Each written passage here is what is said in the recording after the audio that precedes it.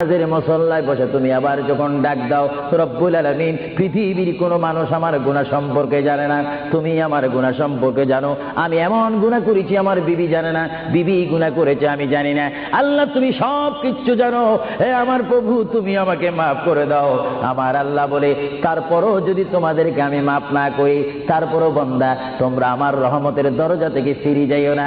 আমি তোমাদেরকে হুকুম দিচ্ছি, ওয়ালাউ আন্নাহুম যালামু আনফুসাহুম জাউকা, বান্দারে যদি গুনাহ করে ফেলো আমার রহমত থেকে মুখ ফিরে তুমি চলে যাইও না।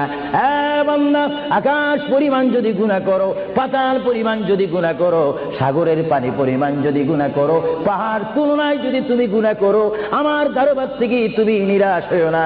বান্দা, আমি তোমাকে একটি রাস্তা পাঠাই দিচ্ছি, একটি পথ তোমাকে আমি দেখাই দিচ্ছি।